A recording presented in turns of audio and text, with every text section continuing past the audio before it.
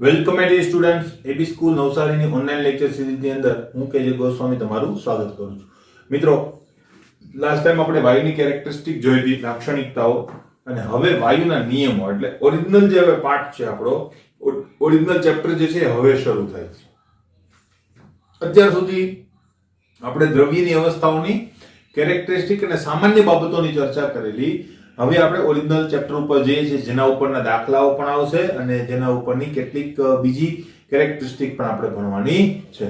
Clear? તો હવે શરૂઆત આપણે કરીએ. આપણે લાસ્ટ ટાઈમ જોયું હતું કે લાક્ષણિકતાઓની અંદર આપણે એક લાક્ષણિકતા લખી હતી કે વાયુ અવસ્થા જે છે એ સૌથી સરળ અવસ્થા છે કે જે કેટલાક નિયમોને ફોલો કરે છે, જેને શું કહેવાય છે? વાયુના નિયમો. તો વાયુના નિયમોની અંદર મેં કૌંસમાં તમને લખ્યું હતું બોયલ, ચાર્લ્સ, ગેલ્યુસેક, એવોગેડ્રો. આ ચાર નિયમો છે, એ ચાર નિયમોને વાયુ અવસ્થા ફોલો કરે છે. બરાબર? તો એ ચાર અવસ્થા ફોલો કરે છે, તો એ ચારે ચાર જે નિયમો છે એ ચારે ચાર નિયમો આપણે ભણવાના છે. બરાબર? હવે વાયુની અવસ્થા ઉપર અસર કરતા પરિબળો કયા? તો એ અસર કરતા પરિબળો છે આપણી પાસે P, V, T અને M. દબાણ, કદ, તાપમાન, દળ. આ ચાર અવસ્થાઓ જે છે, ચાર પરિબળો જે છે એ વાયુની અવસ્થા, વાયુ કેવા અવસ્થાની અંદર હશે એના ઉપર અસર કરે. ક્લિયર? હવે આ ચાર પરિબળોમાંથી બે પરિબળો વચ્ચેનો સંબંધ છે ને દરેક નિયમની અંદર છે. ફરીથી કહી દઉં, આ ચારેય અવસ્થામાંથી બે પરિબળો વચ્ચેનો સંબંધ એ ક્યાં છે? આપણી પાસે ચારે ચાર નિયમોની અંદર. બરાબર? દાખલા તરીકે બોયલનો નિયમ છે. બરાબર? તો બોયલના નિયમની અંદર આવજો, બોયલ, ચાર્લ્સ અને ગેલ્યુસેક આ ત્રણ નિયમો છે ને એની અંદર દળ અચળ લઈશું આપણે. આ વસ્તુ કેવી હશે? કોન્સ્ટન્ટ. બરાબર? તો બોયલના નિયમમાં સંબંધ કોના વચ્ચે છે? તો કે P અને V વચ્ચે સંબંધ છે. પછી ચાર્લ્સનો નિયમ આવશે, તો ચાર્લ્સના નિયમમાં સંબંધ કોની વચ્ચે છે? તો કે V અને T વચ્ચે છે.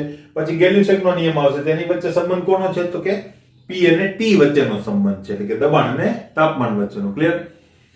મેં કીધું એમ કોઈ પણ બે પરિબળો વચ્ચેનો સંબંધ દરેક નિયમની અંદર હશે તો ત્રીજું પરિબળ અથવા તો ચોથું પરિબળ. બરાબર? માનો કે બોયલના નિયમની અંદર આપણે આ બેની ચર્ચા કરીશું તો કોણ વધ્યું? તો કે આપણી પાસે વધ્યું કોણ છે? તો કે તાપમાન અને દળ. તો આ બંને કેવા હશે? અચળ હશે. માત્ર કોણ ફરશે? P અને V. આ યાદ રાખવાનું છે. બરાબર? એટલે આખી પેટર્ન ખબર પડી ગઈ.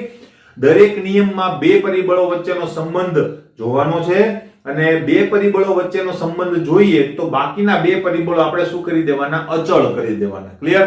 એનો મતલબ બોયલનો નિયમ જે છે એ કોના વચ્ચેનો સંબંધ છે? તો કે P અને V વચ્ચેનો સંબંધ છે. તો એના સિવાયના બે પરિબળો કેવા હશે? અચળ.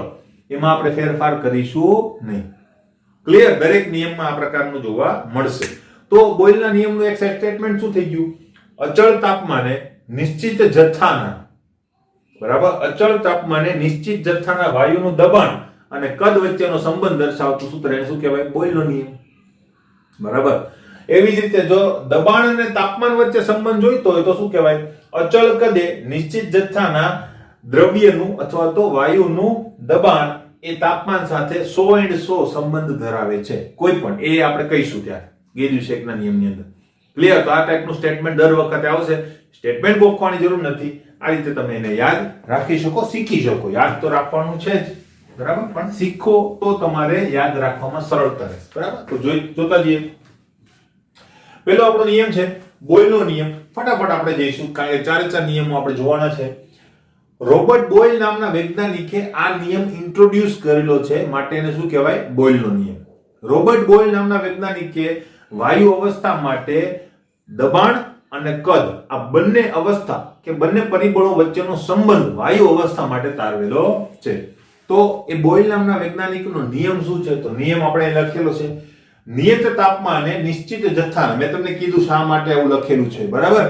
કારણ કે ચાર પરિબળો વાયુની અવસ્થા ઉપર અસર કરે છે, P, V, T અને M. તો આપણે કોના વચ્ચેનો સંબંધ લઈએ છીએ? P અને V વચ્ચેનો. તો T અને M કેવા હશે? અચળ હશે. ક્લિયર? તો અહીં શું કીધું? નિયત તાપમાને નિશ્ચિત જથ્થાના વાયુનું દબાણ P કદના વ્યસ્ત પ્રમાણમાં હોય છે. વ્યસ્ત પ્રમાણનો મતલબ શું થાય? તો મેં તમને કીધું એ રીતે જો તમે કદ વધારો દબાણ ઘટે, દબાણ વધારો કદ ઘટે, કદ ઘટાડો દબાણ વધે. આ બધી વસ્તુ તમને ખ્યાલ છે. દાખલા તરીકે આપણી પાસે પંપ હોય, હવાનો પંપ, તો હવાની અંદર એ પંપની અંદર આપણે શું કરીએ છીએ, હવાનું કદ ઘટાડીએ છીએ. હવાનું કદ ઘટાડીએ તો પંપની અંદર દબાણ કેવું થઈ જાય, વધી જાય છે કે નહીં? બરાબર. તો આ જ સંબંધ છે અહીંયા. બરાબર. વ્યસ્ત પ્રમાણ, કદ ઘટે દબાણ વધે, દબાણ ઘટે કદ વધે. બરાબર, ક્લિયર? હવે આ તો થઈ ગઈ ચલનની વાત કે બંને કેવા સમપ્રમાણમાં છે. બરાબર, સોરી, વ્યસ્ત પ્રમાણમાં છે. આ તો ચલનની વાત થઈ ગઈ. જો આપણે ચલનની નિશાની અને પ્રોપોર્શનાલિટી કહેવાય, જો એને કાઢવી હોય તો મારે શું મૂકવું પડે? કોન્સ્ટન્ટ મૂકવું પડે. બરાબર. તો એ આપણે શું મૂકેલું છે? k. એટલે p is proportional to 1/v. તો p is equal to શું થશે? k into 1/v. તો આ પ્રોપોર્શનાલિટી કોન્સ્ટન્ટ કહેવામાં આવે છે અથવા તો સમપ્રમાણતા અચળાંક. બરાબર. તો અહીંયા આપણે ઘણી બધી ટર્મ્સ વાપરેલી છે, તેને આપણે મેન્શન કરવી જોઈએ. તો p શું છે? વાયુનું દબાણ. v શું છે? વાયુનું કદ. અને k શું છે? તો કે અચળાંક. અચળાંક લખો તો પણ ચાલે, અને વધુ વ્યવસ્થિત લખવું હોય તો સપ્રમાણતા અચળાંક. ક્લિયર? હવે જો હું v ને આ બાજુ આવી દઉં, બરાબર, v જે છે એ આ બાજુ આવી જાય તો p અને v નો ગુણાકાર k થશે. પણ k તો કેવો છે? કોન્સ્ટન્ટ. બરાબર. માટે શું થઈ જાય? જો k કોન્સ્ટન્ટ હોય તો p અને v નો ગુણાકાર કેવો હશે? અચળ, એમ આપણે કહી શકીએ. બરાબર. તો અહીંયા એક સ્ટેટમેન્ટ લખી શકાય કે નિશ્ચિત તાપમાને નિશ્ચિત જથ્થાના વાયુના દબાણ અને કદનો ગુણાકાર કેવો હોય છે? અચળ હોય છે. ક્લિયર? આ સ્ટેટમેન્ટ પણ સાચું કહેવાય. હવે આ જે સૂત્ર છે એને સમીકરણ નંબર 1 આપી દીધું. જો પ્રારંભિક દબાણ એટલે કે શરૂઆતનું જે દબાણ છે, દબાણમાં આપણે ફેરફાર કરી શકીએ છીએ, તો કદમાં પણ ફેરફાર થશે. અચળ કોણ છે? p અને n. બરાબર. જો પ્રારંભિક દબાણ p1 હોય અને કદ v1 હોય, પછી આપણે કંઈક ફેરફાર કરીએ અને અંતિમ દબાણ જે છે p2 મળે, તો કદ કેટલું મળશે? v2. તો આ સૂત્ર ઉપરથી બંને પરિસ્થિતિ એટલે કે પ્રારંભિક અને અંતિમ પરિસ્થિતિ ઉપર જો આ વસ્તુ લાગુ પાડીએ તો શું મળશે? p1 v1 = k અને p2 v2 = પણ શું મળશે મને? k મળશે કે નહીં? k તો સેમ જ છે. k1 કોઈ લખી ના શકે. હે, તો અચળાંક ને અચળ ના કહેવાય ને. k1 ને k2 મળે એનો મતલબ કે અચળાંક પણ બદલે છે. બરાબર, અચળાંક બદલે. તો કે સર આવું કેમ થઈ શકે? ભાઈ થઈ શકે. દાખલા તરીકે જો મારી પાસે એક ભાગાકાર છે. દાખલા તરીકે હા, હું એમ કહું કે 2/2 કેટલા થશે? 1. હું એમ કહું 3/3 કેટલા થશે? 1. હું એમ કહું 4/4 કેટલા થશે? 1. તો જોયું કે નહીં? હું આંકડા બદલાવું છું. જો હું આને p1 કહી દઉં, આને v1 કહી દઉં, આને p1 કહી દઉં, આને v1 કહી દઉં, તો બદલી ગયા કે નહીં? જો p1 v1, p2 v2 બદલી ગયા. તો અલ્ટિમેટલી એ બંને બદલે છે, પણ એનો બેનો ભાગાકાર જો સેમ આવે છે કે નહીં? તો આને કહેવાય અચળ. ક્લિયર? તો આ રીતે મળી શકે. ગુણાકારમાં પણ આ રીતે તમે મેળવી શકો. બરાબર. દાખલા તરીકે 2 × 2 પણ કેટલા થશે? 4. અને 1 × 4 પણ કેટલા થશે? 4. બરાબર. તો હોઈ શકે, કોઈ ઇશ્યુ નથી. બરાબર, ક્લિયર છે? નેક્સ્ટ. બરાબર. તો આ બંને જો સેમ હોય, આનો ગુણાકાર ને આનો ગુણાકાર સેમ હોય, તો તમે આમ લખી શકો કે નહીં? p1 v1 = p2 v2. કોના જેટલું હશે? k જેટલું. તો અહીંયા થોડું સાદું રૂપ આપીએ. p ને એક બાજુ લઈ લે, v ને એક બાજુ લઈ લે, તો જો p1 ભાગ્યા શું થઈ જશે? p2. અને v1 આ બાજુ આવશે તો v2 ભાગ્યા શું થઈ જશે? v1. આ ખાસ ધ્યાન રાખજો. બોયલના નિયમમાં અહીંયા ભૂલ પડે છે, કારણ કે આપણે શું કરીએ છીએ? ડાયરેક્ટ લખીને કે p1/p2 v1/v2. એવું હોતું નથી. તો અહીં જોજો સાદું રૂપ કેવી રીતે આવે છે. p1 v1 = p2 v2. p2 આ બાજુ આવે તો p1/p2 અને v1 આ બાજુ આવે તો v2 શું થઈ જશે? v1. આને કહેવાય બોયલનો નિયમ. આ સૂત્રનો આપણે ઉપયોગ દાખલાઓની અંદર કરી શકીએ. ક્લિયર? ક્લિયર છે? બરાબર. આ વાત થઈ ગઈ બોયલના નિયમની. સાદો નિયમ પૂછેલો હોય 2 માર્કમાં, તમારે આટલું લખવું પડે. હવે આગળ બોયલનો નિયમ અને ઘનતા વચ્ચેનો સંબંધ. જો વધારે માર્કમાં તમને પૂછાય તો આ વસ્તુ પણ તમારે મેન્શન કરવી પડે. તો હવે ઘનતા એટલે શું? ઘનતાને આપણે કહીએ ડેન્સિટી. તો ડેન્સિટીને આપણે કેવી રીતે દર્શાવીએ છીએ? d વડે. તો d = શું થાય? તો કે વજન ભાગ્યા કદ. બરાબર. હવે તો હું આમ લખી શકું કે નહીં? d = વજનને તો આપણે m કીધેલું છે, કદને આપણે કેપિટલ V કહીએ છીએ. બરાબર. v ને સૂત્રનો કરતા બનાવી દો તો હું શું કહી શકું? m/d કહી શકાય. બરાબર, તો થઈ શકે. હવે સમીકરણ 1 ની અંદર આ વસ્તુ આપણે મૂકીએ તો અહીં લખું છું સમીકરણ 1 માં માટે શું કહી શકીએ તો કે PV is equal to K. આ સૂત્ર હતું. બરાબર, તો હું આમ લખી શકું કિંમત મૂકીને, બરાબર, P into V બરાબર શું મૂકી દઉં, M/D is equal to K. બરાબર, D ને પેલી બાજુ લઈ જાઓ, બરાબર, અને M છેદમાં આવી જાય તો મને આ રીતનું એક સાદું રૂપ મળશે કે નહીં? K/M. હું જો થોડું જુદી રીતે લખું છું, K/M અને કૌંસમાં રાખું અને બહાર મૂકું છું D. લખાય આ રીતે. લખવાનું કારણ શું તો કે ભાઈ જો K અચળ છે, નિશ્ચિત જથ્થો લીધેલો છે આપણે, જો તો M પણ કેવું હશે, અચળ, તો બંનેનો ભાગાકાર પણ કેવો થાય, અચળ જ થાય. ખબર પડે છે? જો K પણ અચળ હોય, M પણ અચળ હોય તો બંનેનો ભાગાકાર પણ કેવો થવાનો છે, અચળ જ થવાનો છે. તો અહીંયા શું થશે, બરાબર, પરંતુ K/M is equal to શું થઈ જશે, અચળ. અને આ અચળને હું કહી દઉં છું K ડેશ, કારણ કે K કરતા જુદું હશે, કારણ કે એને ભાગાકારમાં M આવી ગયો. બરાબર, તો K ડેશ હું જો કહું તો મારી પાસે અહીંયા એક સૂત્ર મળશે મને. શું થશે તો કે P is equal to K/M. K/M બરાબર K ડેશ લખી નાખું. બરાબર, તો હું શું કહી શકું, K ડેશ D. હવે અહીંયા જેમ કહ્યું તેમ પ્રોપોર્શનાલિટી કાઢીને આપણે કોન્સ્ટન્ટ મૂક્યો હતો, તો કોન્સ્ટન્ટ કાઢીને પ્રોપોર્શનાલિટી લખી શકું. તો P is proportional to D. તો એનો મતલબ શું થયો, આમ નિયત તાપમાને નિશ્ચિત જથ્થાના વાયુનું દબાણ ઘનતાના સમપ્રમાણમાં હોય છે. ઊંધું પણ લખી શકો, ઘનતા દબાણના સમપ્રમાણમાં હોય છે. ક્લિયર? તો આ ઘનતા વચ્ચેનો સંબંધ હજુ ગ્રાફ પણ આપણે જોવાના છે બોયલના નિયમ માટેના, તો એ હવે જોઈએ. બરાબર, ક્લિયર? તો મિત્રો બોયલના નિયમ માટેના ગ્રાફની જો આપણે વાત કરીએ, બરાબર, તો બોયલના નિયમના આલેખો. હવે આલેખની અંદર આપણી પાસે એક તો છે કે બોયલના નિયમનું સ્ટેટમેન્ટ શું છે તો કે P is proportional to 1/V. એટલે P વધે તો V ઘટે. બરાબર, તો અહીંયા પહેલો આલેખ આપણી પાસે છે P વિરુદ્ધ V નો આલેખ. બરાબર, તો P વિરુદ્ધ V નો આલેખ ખાસ જોવો મિત્રો. બરાબર, ઘણા લોકો આલેખ આ રીતે દોરી નાખે છે, તો એમ ગણો તો સ્ટેટમેન્ટ મુજબ એ સાચું પણ કહેવાય, પણ એ દોરાશે નહીં. બરાબર, P ઘટે છે કે નહીં? જો હવે આ લાઈન જે છે આમાં શું હશે, ડોટ્સ હશે આ રીતે.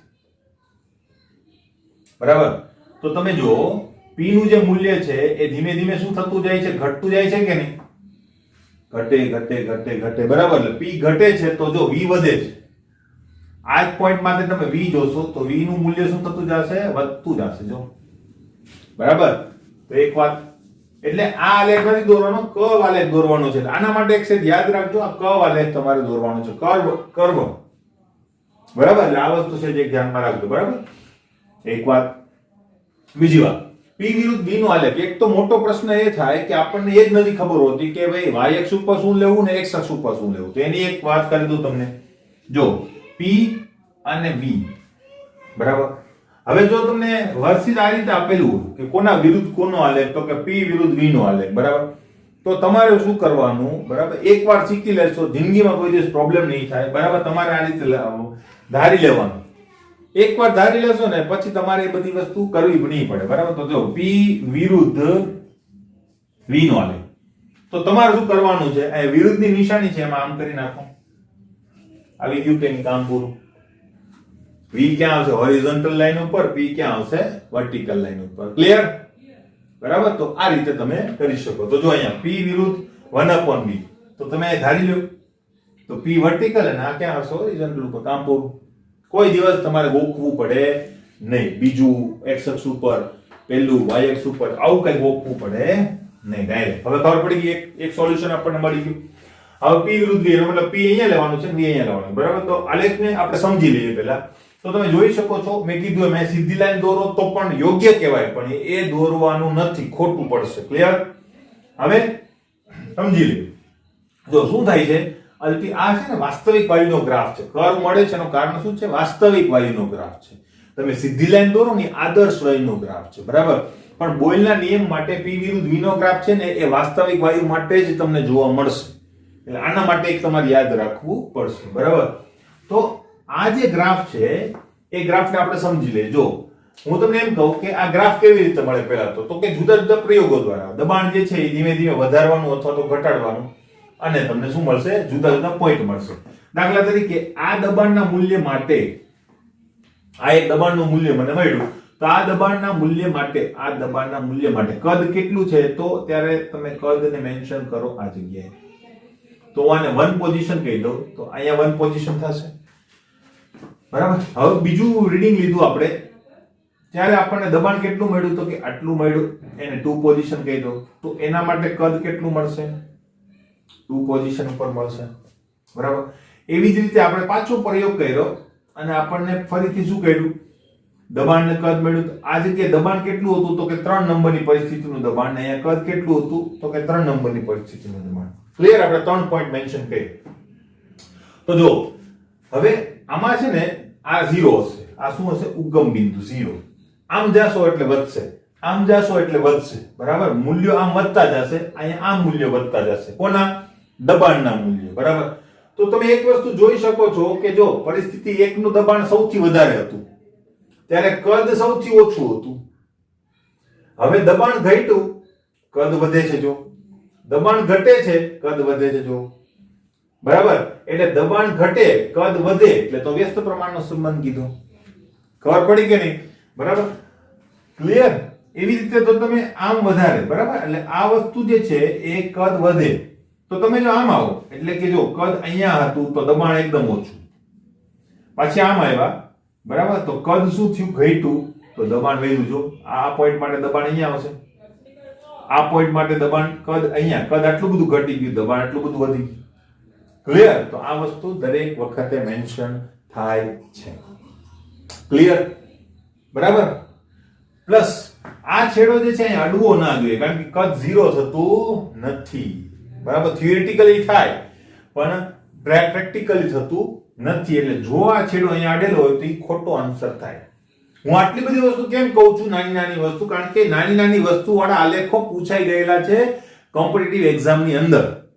જો આ છેડો અહીંયા અડેલો હોય તો આ ગ્રાફ ભલે આખે આખો સાચો હોય, પણ એ ગ્રાફ જે છે એ કેવો કહેવાશે? ખોટો. કેમ? આ છેડો અહીંયા અડે નહીં, કોઈ પણ પરિસ્થિતિમાં અડે નહીં. શા માટે નથી અડતું? આગળ જોશો એટલે વધારે ખ્યાલ આવશે. ક્લિયર? એ હું તમને કહીશ આગળ. ખબર પડી ગઈ? ક્લિયર? હવે જો નેક્સ્ટ આ આલેખ જે છે આ પ્રકારનો મળે છે. હવે આ છે ને અચળ તાપમાને છે, એટલે તાપમાનના કોઈ એક મૂલ્ય માટે છે, એને હું કહી દઉં છું T1, બરાબર. હવે હું જો તાપમાનના બીજા મૂલ્યો લખું T1, T2, T3, અને હું એ પણ લખું કે T1 કરતા T2 વધારે છે ને T2 કરતા T3 વધારે છે, બરાબર. તો હવે આલેખ તો આવો જ મળશે, પણ એ આલેખ ક્યાં મળશે? ઉપર મળશે કે નીચે મળશે? તો એ આલેખ મળશે તમને ઉપર. એટલે જો તમે વધારે તાપમાને આ જ પ્રયોગ કરો તો તમને દબાણ અને કદના મૂલ્યો જે છે એ થોડાક ઉપર મળશે આ T2 માટે. હજુ વધારે તાપમાન લો તો એના મૂલ્યો હજુ ઉપર મળશે તમને T3 તાપમાન. ક્લિયર? તો આ વસ્તુ પણ કોમ્પિટિટિવ એક્ઝામમાં પૂછાય છે, બરાબર. તો આમાં ફરક શું હોય? ઘણીવાર તમને કેવું પૂછે ખબર? આલેખ દોરે ને પછી T1, T2, T3 આ રીતે લખીને આપણે પછી કે T1, T2 અને T3 વચ્ચેનો સંબંધ કેવો હશે, બરાબર. તો T1 કરતા T2 વધારે, T2 કરતા T3 કેવું હશે? વધારે હશે. ક્લિયર છે? નેક્સ્ટ કારણ શું ખબર? કારણ એ છે, જો સેમ વસ્તુ છે કે ભાઈ જો જેમ જેમ તાપમાન વધારો હોય દબાણમાં શું થશે? વધારો. સમાન કદ માટે દબાણમાં કેવો થશે? વધારો ને. એ તો ખબર જ છે તમને. કુકર હોય, કુકરની અંદર તમે એને ઉષ્મા આપો એટલે કુકરની અંદરનું દબાણ કેવું થાય છે? વધે છે. તો આ તાપમાને દબાણ આટલું હશે તો તાપમાન આ કદ તો આટલું જ છે. કુકર જે છે એ ફિક્સ કદ વાળું છે, બરાબર. તો તાપમાન વધારો તો દબાણ વધવાનું જ છે. તો જો કઈ કારણ વગર કદ એટલું છે છતાં પણ દબાણ વધી ગયું. હજુ તાપમાન વધારો તો કદ એટલું જ છે પણ દબાણ વધી ગયું. કુકરનું ઉદાહરણ તમે ત્યાં કરી શકો. કુકર ફૂલતું નથી એનો મતલબ કદ કેવું છે? અચળ, બરાબર. પણ અંદરનું દબાણ તો વધે છે કે નહીં? ડ્યુ ટુ ટેમ્પરેચર ઇન્ક્રીઝ, બરાબર. ટેમ્પરેચર ઇન્ક્રીઝ થાય છે. પાછો એક પ્રશ્ન આવશે કે સર તમે એમ કહેતા હતા ને તાપમાન તો અચળ છે ને કેમ તમે તાપમાન બદલ્યું? આવો પ્રશ્ન પણ થાય. તો તાપમાન અહીંયા મેં બદલ્યું નથી. તમારા આખા પ્રયોગ દરમિયાન તાપમાન કેવું રહેશે? અચળ. એટલે આખો પ્રયોગ આપણે કર્યો, આ લાઈન છે ને એક પ્રયોગ છે, તો આખા પ્રયોગ દરમિયાન તાપમાન કેવું હશે? અચળ. હવે એ અચળ તાપમાન તો ગમે તે હોઈ શકે, બરાબર. દાખલા તરીકે રૂમ ટેમ્પરેચર અત્યારે માનો કે 30 ડિગ્રી હોય, તો બપોરે કેટલું હશે? 40 ડિગ્રી પણ હોઈ શકે, 35 ડિગ્રી પણ હોઈ શકે, બરાબર. અને રાત્રે 10 ડિગ્રી પણ હોઈ શકે, બરાબર. તેને રૂમ ટેમ્પરેચર કહેવાય. એટલે પ્રયોગ દરમિયાન તમારું તાપમાન તમારે બદલવાનું નથી, માત્ર શું બદલવાનું છે? દબાણ અને કદ, બરાબર. પણ બહારનું તાપમાન તો તમે બદલી શકો કે નહીં? ખબર પડી? બરાબર. તો આ વસ્તુ છે. ક્લિયર? તાપમાન અચળ જ છે આખા પ્રયોગ દરમિયાન. પ્રયોગ દરમિયાન માત્ર શું બદલે છે? P અને V. ક્લિયર? નેક્સ્ટ બીજો આલેખ છે. આ એક વખત મેં સમજાવી દઉં છું. દરેક નિયમની અંદર આલેખો આવશે ત્યારે હું ફરીથી પાછું સમજાવીશ નહીં. એટલે આ બધી વસ્તુ મગજમાં રાખજો, બરાબર. આ દર વખતે આપણે એ વસ્તુ સોલ્વ કરવી પડશે. નેક્સ્ટ P વિરુદ્ધ 1/v નું આલેખ. તો ખબર પડી ગઈ હશે 1/v ક્યાં લઈશું? નીચે, અને P ક્યાં લઈશું? ઉપર. હવે સર P અને V નો આલેખ તો આવો મળતો, તો આનો આલેખ કેમ ઊંધો મળ્યો? બરાબર. તેનું કારણ છે કે P અને V વ્યસ્ત પ્રમાણમાં છે કે નહીં? P is proportional to inversely proportional to V, વ્યસ્ત પ્રમાણમાં. પણ હું એમ કહી શકું કે નહીં કે P is proportional to 1/v, એટલે કે 1/v ના તો સમપ્રમાણમાં છે કે નહીં? હવે સર આ શું કહો છો કે ખબર નથી પડતી, બરાબર. તો જો કહું, હું તમને એમ કહી શકું કે નહીં કે માનો કે હું એમ કહું કે x છે ને y is equal to x/5. આ એક સ્ટેટમેન્ટ છે, બરાબર. સ્ટેટમેન્ટ છે. તો હું એમ કહી શકું કે નહીં કે y નું મૂલ્ય x ના 5મા ભાગનું છે. લખાય? આ સ્ટેટમેન્ટ ઉપરથી આ લખાય કે નહીં? લખાય, બરાબર. બીજું આ રીતે પણ લખી શકું કે નહીં કે y નું મૂલ્ય x ના 1/5 ગણું છે. તો હું આ જ વસ્તુને આમ પણ લખી શકું કે નહીં? y is equal to 1/5 into x. 5 લખ્યો મેં ખાલી, તો 5 ગણું કે નહીં તમે? તો 1/5 ગણું પણ લખી શકાય કે નહીં? તો આ બે સ્ટેટમેન્ટ કેવા છે? ટ્રુ છે. તો અહીંયા પણ એ જ છે. P અને V વ્યસ્ત પ્રમાણમાં, P અને 1/v સમપ્રમાણ, બરાબર. તો સમપ્રમાણતાનો ગ્રાફ તો કેવો આવે? P વધે તો 1/v પણ વધે, તો બંને વધશે. તો તમે જોઈ શકો છો આ બિંદુ માટે P નું મૂલ્ય અને 1/v નું મૂલ્ય આટલું. એની પછી થોડા સમય પછી આપણે રીડિંગ લીધું તો P નું મૂલ્ય વધ્યું, તો 1/v નું મૂલ્ય પણ વધ્યું. જો પછી P નું મૂલ્ય વધ્યું તો 1/v પણ વધ્યું. જો તમે, બરાબર. એનો મતલબ બંને કેવા છે? સમપ્રમાણમાં. એટલે સમપ્રમાણનો ગ્રાફ હંમેશા આ રીતે આવે, વ્યસ્ત પ્રમાણનો ગ્રાફ હંમેશા આ રીતે આવે. ક્લિયર?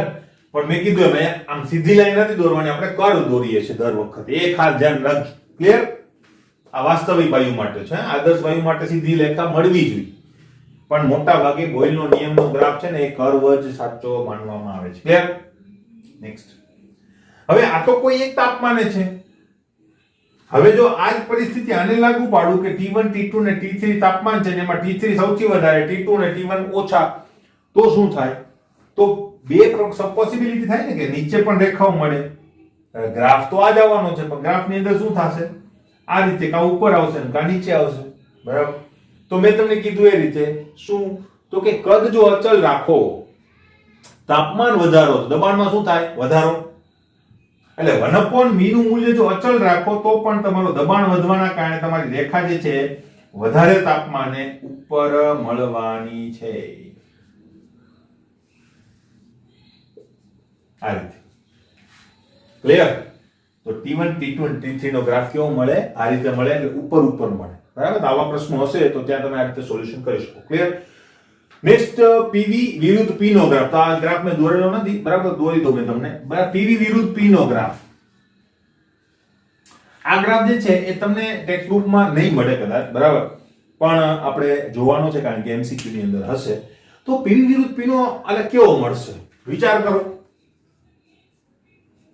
PV અહીંયા આવશે અને P ક્યાં આવશે? નીચે આવશે. સૂત્ર તમારી પાસે છે. તો PV વિરુદ્ધ P નો ગ્રાફ કેવો મળશે? તો હું જો આવી રીતે લખી શકું કે નહીં, PV is equal to અચળ, એનો મતલબ કે દબાણમાં તમે ગમે એટલો ફેરફાર કરશો આ ગુણાકાર બદલશે નહીં. તો શું થાય? તો દરેક વખતે મૂલ્ય એનું અચલ થઈ જશે કે નહીં? આ ગ્રાફ ખબર પડી? કારણ PV અચળ. એવી જ રીતે PV વિરુદ્ધ V નો આલેખ કેવો મળશે? સેમ. ખબર પડી? PV વિરુદ્ધ P કે PV વિરુદ્ધ V બંને આલેખો કેવા મળવાના છે? સેમ જ મળવાના છે. પણ આ કોઈ એક તાપમાને. ક્લિયર? હવે તાપમાન વધારો તો શું થાય? તાપમાન વધારો તો દબાણ વધે. કદ તો એ જ રહેવાનું છે મિત્રો. કદ તમારા પાત્રનું કદ હશે. વાયુ માટેનું કદ શું હોય? પાત્રનું કદ. બરાબર?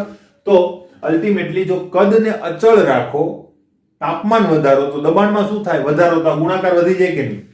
બરાબર? તો ગુણાકાર વધે કે નહીં? ક્લિયર? તો ગુણાકાર વધે તો અલ્ટિમેટલી શું થાય?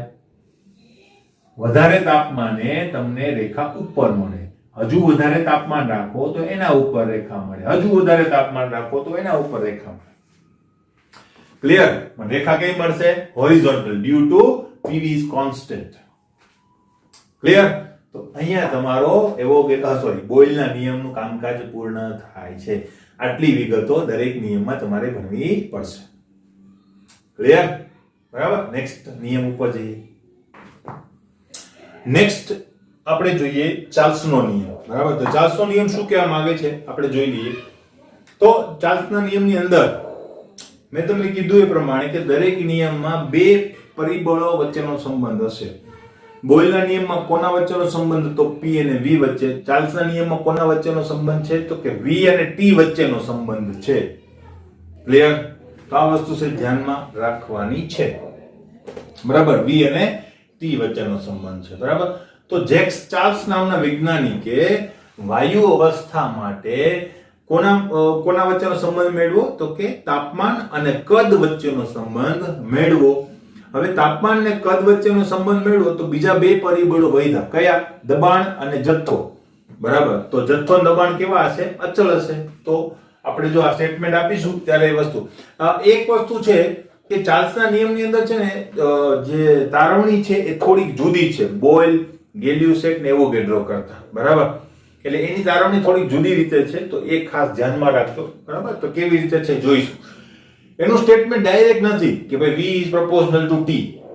બરાબર? ડાયરેક્ટ સ્ટેટમેન્ટ નથી. એ સ્ટેટમેન્ટને આપણે તારવવાનું છે છેલ્લે. તો એને આપણે ઊંધું એટલે કે તારવશું કે V is proportional to શા માટે T થયું. તો એને ઘણા બધા પ્રયોગો કર્યા અને પ્રયોગો ઉપરથી એક વસ્તુ નોંધી. શું નોંધ્યું? તો કે નિયત દબાણે નિશ્ચિત જથ્થાના. શા માટે મેં તમને કીધું? નિયત દબાણે નિશ્ચિત જથ્થાના તાપમાનમાં વાયુ જે છે એના તાપમાનમાં 1 ડિગ્રી સેલ્સિયસનો જો વધારો કરવામાં આવે તો એના કદમાં શું થશે?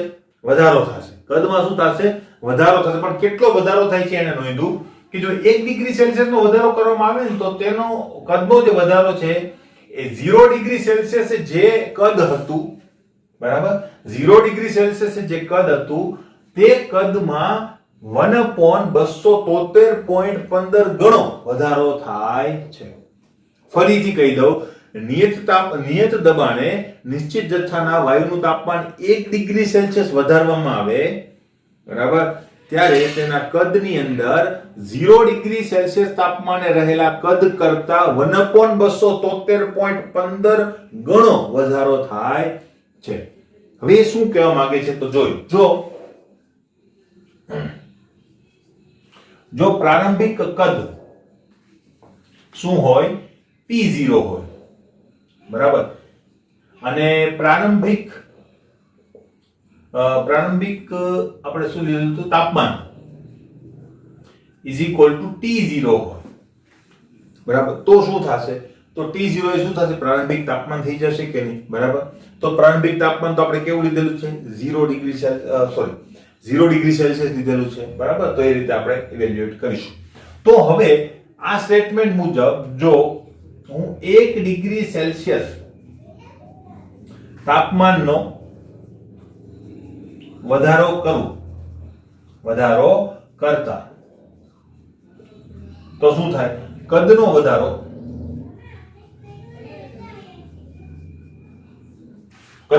કેટલો થશે? મેં તમને કીધું કદનો વધારો કેટલો થશે, બરાબર, કેટલો થશે? આના ગણો જેટલો, બરાબર. તો હું એમ કહી શકું કદનો વધારો કેટલો થશે? 1 ડિગ્રી સેલ્સિયસ નો વધારો કર્યો ને તો કેટલો થશે? તો કે 1/273.15 ઇન્ટુ V0 જેટલો વધારો થશે, એટલો કદનો વધારો થશે. બરાબર? વધારો કેમ વારંવાર બોલું છું? કારણ કે આ કદ નથી, આ કદનો વધારો છે.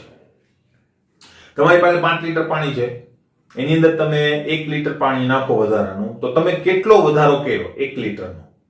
કદ કુલ કેટલું થયું? 6 લીટર. તો આ ધ્યાન રાખજો, આ 6 લીટર નથી, આ 1 લીટર છે. એટલે કે આ કદનો વધારો છે. This is not volume. બરાબર? It's the increasing of the volume. બરાબર? એટલે કેટલું ઇન્ક્રીઝ થાય છે વોલ્યુમ ની અંદર એ છે. ક્લિયર? તો આ વસ્તુ ધ્યાનમાં રાખજો. બરાબર? હવે એ જ રીતે જો આપણે કોઈ અજ્ઞાત લઈ લઈએ કે T ડિગ્રી સેલ્સિયસ જેટલો તાપમાનમાં વધારો કરતા, તો શું થાય? તો કદનો વધારો કેટલો થશે? કદનો વધારો ઇઝ ઇક્વલ ટુ શું થાય? સિમ્પલ. બરાબર? તો આ V0 હતું 1 ડિગ્રી સેલ્સિયસ નો 1 અહીંયા હતો, તો હવે T ડિગ્રી સેલ્સિયસ નો T ક્યાં આવશે? ઉપર આવશે, ભાગ્યા શું થશે? 273.15 ઇન્ટુ V0 જેટલો વધારો થશે. ક્લિયર? હવે જો બરાબર T તાપમાને જે કદ છે એ VT હોય, T તાપમાને કદ VT હોય, તો હું એમ લખી શકું કે નહીં? VT ઇઝ ઇક્વલ ટુ શું થશે? VT ઇઝ ઇક્વલ ટુ શું થશે? તો કે V0 કદ હતું અને એની અંદર વધારો થયો એટલે પ્લસ કેટલો વધારો થયો? તો કે T upon 273.15 જેટલો વધારો થઈ ગયો કે નહીં? એટલે હું કહું છું કે આ વધારો છે, આ કદ નથી. હવે આ કદ છે. T તાપમાને કદ કેટલું? તો કે આટલું V0 plus T upon 273 V0 જેટલું. ક્લિયર? આની અંદર જો હું સાદું રૂપ આપું, VT ઇઝ ઇક્વલ ટુ બરાબર V0 એમ જ રાખું છું. બરાબર? એને કોમન લઈ શકાય? તો કે હા, એને કોમન લઈ લો તો 1 પ્લસ T upon 273.15 લખી શકાય. બરાબર? હવે હું શું કરું છું? VT એમ જ રાખું, V0 જે છે એમાં આમાં જો લસા લઈ શકાય કે નહીં? બરાબર? તો એનું સાદુરૂપ તમને આવડે છે. 273 ઉપર આવશે તો અહીં લખી શકું 273.15 પ્લસ T upon 273.15. હવે તમને નિરપેક્ષ શૂન્ય તાપમાનનો કોન્સેપ્ટ ખબર હશે. બરાબર? તમે ભણી ગયા છો. તો નિરપેક્ષ શૂન્ય તાપમાનનો કોન્સેપ્ટ શું છે? તો કે અલ્ટિમેટલી જો તમારે ડિગ્રી સેલ્સિયસ ને કેલ્વિનમાં ફેરવવું હોય તો 273 એમાં ઉમેરવા પડે. તો એક્ઝેક્ટ વેલ્યુ શું છે? 273.15. તો એક્ઝેક્ટ વેલ્યુ છે કે નહીં કેલ્વિન માપક્રમ માટેની? તો હું એમ કહી શકું કે નહીં? પરંતુ હવે જો અંશ સેલ્સિયસમાં જો તાપમાન હોય તો એને સ્મોલ t વડે દર્શાવાય, કેલ્વિનમાં જો તાપમાન હોય તો એને કેપિટલ T વડે દર્શાવાય. બરાબર? પરંતુ TT ઇઝ ઇક્વલ ટુ શું થશે? તો કે T પ્લસ 273.15 લખી શકાય કે નહીં? બરાબર? એટલે કેલ્વિનમાં તાપમાન આવી ગયું ઉપર. હવે નીચે જો આ વસ્તુ શું છે? તો અહીંયા 273 છે તો હું એને આમ લખી શકું કે નહીં? 0 પ્લસ 273.15. તો અહીંયા 0 છે, અહીં T છે તો મેં T લખ્યું. 0 હોય તો અહીં 0 લખી શકું. ક્લિયર? જો હું આવી રીતે લખી શકતો હોય તો હું શું કહી શકું? બરાબર? માટે આ જે સમીકરણ છે એને આવી રીતે લખી શકાય કે VT is equal to V0 into ઉપર શું આવી ગયું? T upon T0. બરાબર? TT ને આ બાજુ લઈ લઈએ તો શું મળશે મને? VT upon TT is equal to V0 upon T0. હવે આ તો પહેલા જેવું થઈ ગયું. બરાબર? આનો ભાગાકાર એટલે કે જો આને પ્રારંભિક અવસ્થા ગયો, આને અંતિમ અવસ્થા ગયો, તો પ્રારંભિક અવસ્થાનો ભાગાકાર અને અંતિમ અવસ્થાનો ભાગાકાર સેમ. એનો મતલબ હું એમ કહી શકું કે નહીં કે આના બરાબર શું હશે? અચળ. અને એ અચળ શું હશે? K. બરાબર? તો હું અહીંયા એક સિમ્પલ સ્ટેટમેન્ટ લખી શકું કે નહીં? માટે V upon T is equal to શું લખી શકાય? અચળ. તો આના ઉપરથી તમે શું લખી શકો? તો કે નિયત દબાણ એ નિયમ થઈ જશે, એ ચાર્લ્સનો નિયમ થઈ જશે, બરાબર. અચળને હું k કહી દઉં, બરાબર, તો અહીંયા હું આમ લખી શકું v = kt.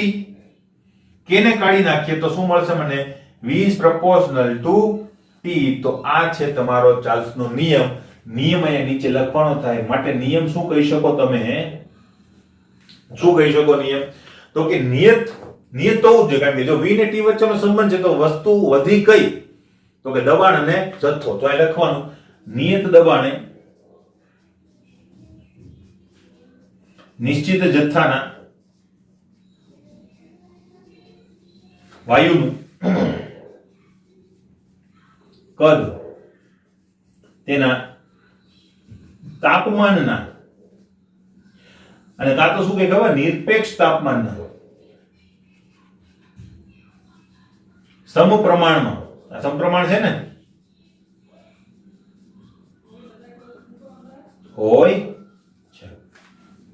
ક્લિયર એટલું? બરાબર.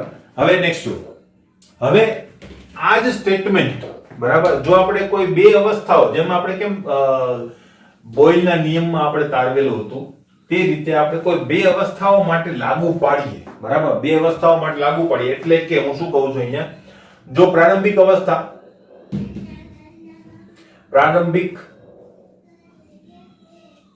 અવસ્થામાં દબાણ, કદ અને તાપમાન શું હોય? v1 t1 હોય તથા અંતિમ અવસ્થામાં v2 t2 હોય તો શું કહી શકાય? તો આ સ્ટેટમેન્ટ આના માટે પણ લખી શકાય, બરાબર. તો શું કહી શકાય? v1 upon t1 is equal to v2 upon t2 is equal to અચળ. તો આ જે સ્ટેટમેન્ટ આવ્યું એને શું કહેવાય? તમારા ચાર્લ્સનો નિયમ. નિયમ આ તમારી પાસે છે. ક્લિયર? તો આ રીતે તમે એને સાબિત કરી શકો. એક વખત ફરી રિવાઇન્ડ કરીને જોશો એટલે વધારે ખ્યાલ આવશે. એક બે વાર તમારે જોવું પડશે, લખવું પડશે, ત્યાર પછી આ બરાબર તૈયાર થશે. મોસ્ટ ઇમ્પોર્ટન્ટ તમારું પ્રશ્ન છે અને આ જે પ્રશ્ન છે એની અંદરથી 100% એકાદ નિયમ પૂછાઈ શકે. ક્લિયર? તો એના માટે તૈયાર રહેવાનું છે. હવે ચાર્લ્સના નિયમના આલેખો આપણે જો જોઈએ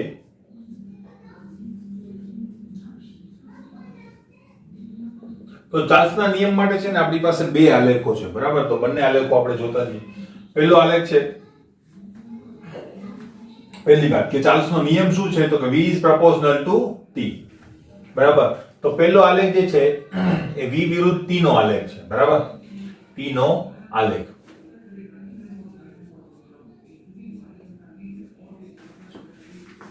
હવે આલેખ કેવો મળશે? પહેલી વાત કે આપણે આલેખ દોરવા જો જઈએ તો x અક્ષ ઉપર અને y અક્ષ ઉપર શું લેવાનું છે? હવે તો આપણને ખ્યાલ આવી ગયો હશે. તો અહીંયા હું લઈશ v અને અહીંયા શું લઈશું? t. ક્લિયર? હવે આલેખ કેવો મળશે? તો પહેલી વાત પ્રપોર્શનલ છે, એનો મતલબ જો આ 0 હોય તો આ પણ 0 હોય, એટલે ઉગમ બિંદુમાંથી શરૂ થશે, v વધે તો t પણ વધશે. તો આ ટાઈપનો આલેખ તમને મળશે, પણ કોઈ એક દબાણ માટે, બરાબર. હવે આ દબાણની વેલ્યુ માનો કે p1 છે, બરાબર. હવે આના પછી હું બીજા કેટલાક દબાણની વેલ્યુ લખું, p1, p2 અને p3. એમાંથી p1 સૌથી વધારે લો, p1 સૌથી વધારે લો. તમે ઓછું પણ લઈ શકો તો એ રીતે તમારું રિઝલ્ટ આવશે.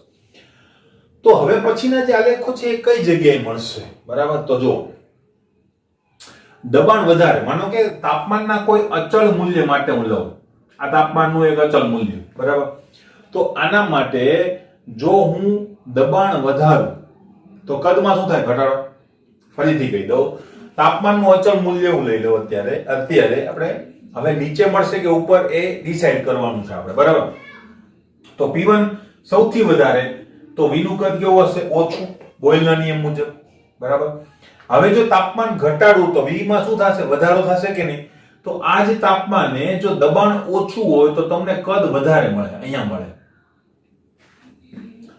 હજુ તો દબાણ તમે ઘટાડો તો કદ હજુ વધશે કે નહીં બોયલના નિયમ મુજબ? એનો મતલબ તમે જોઈ શકો છો કે તમારી લાઈન ઉપર ખસે છે.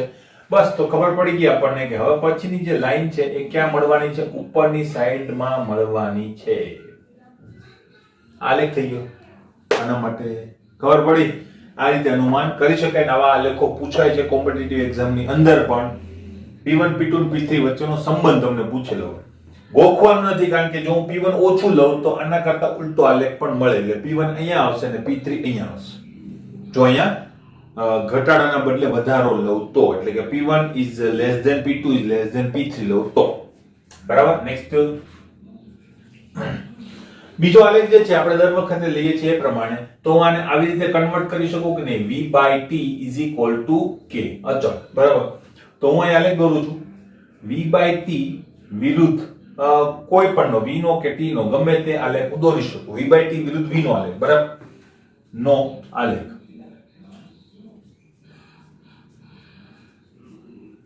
કેવો મળશે તો જોઈ લઈએ. મેં તમને કીધું એ પ્રમાણે V/T બરાબર શું છે? અચળ. તો અચળનો મતલબ શું થાય? V/T = constant. તો કદના કોઈ પણ મૂલ્ય માટે એ રેખા સેમ જ મળશે, સીધી. બરાબર. પણ દબાણના કોઈ એક મૂલ્ય માટે આ જ પરિસ્થિતિ જો અહીંયા હોય તો શું થાય? ફરીથી આપણે બોયલનો નિયમ લાગુ પાડીએ. દબાણ વધારે તો કદ કેવું હશે? ઓછું. હવે દબાણ ઘટાડો તો કદ કેવું થશે? વધશે કે નહીં? અંશ વધે તો શું થાય? અંશ વધે તો શું થાય? તો તમારું વેલ્યુ વધે. અંશ વધે તો વેલ્યુ વધે. બરાબર. તો વેલ્યુ વધેનો મતલબ શું થાય? હવેની રેખા ઉપર મળશે P2 માટે અને એના ઉપર મળશે P3 માટે. તો આ હતા એના આલેખો. બરાબર. સિમ્પલ પ્રોસીજર છે. ક્લિયર? હવે એક બીજો પ્રશ્ન આવે છે આપણી પાસે. નિરપેક્ષ શૂન્ય તાપમાન એટલે શું? કે જે ચાર્લ્સના નિયમ સાથે જ સંબંધિત છે. બરાબર. નિરપેક્ષ શૂન્ય તાપમાન સમજાવો. નિરપેક્ષ શૂન્ય તાપમાન એ શું છે? અલ્ટિમેટલી કેલ્વિન માપક્રમ છે.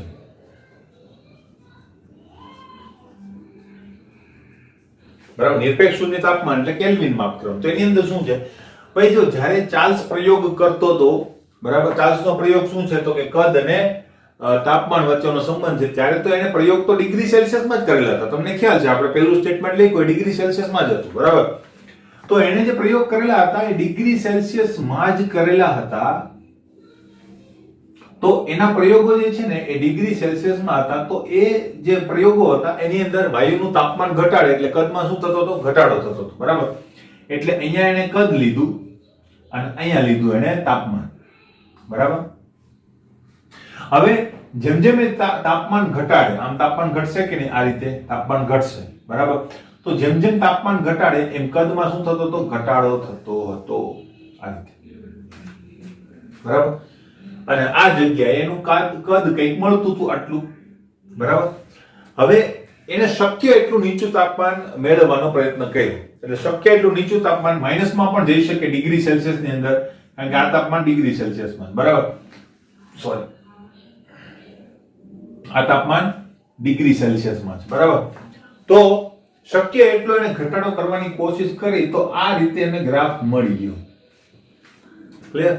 હવે એક લિમિટ પછી આપણે તાપમાનને ઘટાડી શકતા નથી. બરાબર. તો શું થાય? તો લિમિટ કરતા વધારે જો તાપમાનને ના ઘટાડી શકીએ તો પછી અટકી જઈશું. પણ એને શું કર્યું કે જો ગ્રાફ આ રીતે મળતો હોય તો એને લંબાવી પણ શકાય પાછળની સાઈડ ઉપર. તો એને ગ્રાફને શું કરી દીધો? લંબાવી દીધો પાછળ. એને કહેવાય એક્સ્ટ્રા પ્લોટ કર્યો. બરાબર. અને એને એક્સ્ટ્રા પ્લોટ કરી દીધો પાછળની સાઈડે. તો કોઈ એક જગ્યાએ એ ગ્રાફ શું કર્યો? એ x અક્ષને છેદી દીધું. તો એ છેદ્યું તો અલ્ટિમેટલી અહીંયા શું હશે? 0. તો અહીંયાથી આ મૂલ્યો બધા ધન હશે તો 0 ની આ બાજુના મૂલ્યો કેવા હશે? ઋણ હશે. બરાબર. તો એ ઋણ મૂલ્યની કેલ્ક્યુલેશન કરી ત્યારે ખબર પડી કે આ જગ્યાએ ટેમ્પરેચરનું મૂલ્ય કેટલું છે? તો કે 273.15 ડિગ્રી સેલ્સિયસ માઈનસ. ક્લિયર? એનો મતલબ એને કીધો કે ભાઈ આનું સ્ટેટમેન્ટ શું કહી શકાય કે ભાઈ 273.15 ડિગ્રી સેલ્સિયસ તાપમાને કોઈ પણ વાયુનું કદ કેવું થઈ જાય છે? શૂન્ય થઈ જાય છે. બરાબર. તો એટલા માટે આ તાપમાનને શું કીધું છે? નિરપેક્ષ શૂન્ય તાપમાન. ખરેખર નિરપેક્ષ શૂન્ય તાપમાન સુધી પહોંચવું શક્ય નથી. અને એમ ગણો તો થિયરિટિકલ છે, કારણ કે કોઈ પણ વાયુને આટલો બધો ઠંડો પાડવામાં આવે તો એ પ્રવાહીની અંદર કન્વર્ટ થઈ જાય. આ તાપમાન સુધી પહોંચતા પહેલા જ એનું સ્વરૂપ જે છે એ ભૌતિક અવસ્થા બદલાઈને શું થઈ જાય? પ્રવાહી. હજુ વધારે ઘટાડવામાં આવે તે ઘન સ્વરૂપ પણ ધારણ કરી શકે. બરાબર?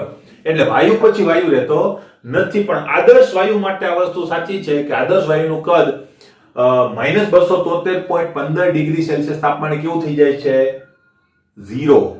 બરાબર? તો આને આદર્શ ગણી, એટલે આ વસ્તુને શૂન્ય ગણી, આ વસ્તુને જો આપણે શૂન્ય ગણીએ તો કેલ્વિન માપક્રમની શોધ થઈ ગઈ. બરાબર? કે ભાઈ કેલ્વિન માપક્રમને આપણે કેપિટલ T વડે દર્શાવીએ છીએ. બરાબર? તો એને શું કીધું? 273.15 ડિગ્રી સેલ્સિયસ. પણ કેવું થશે?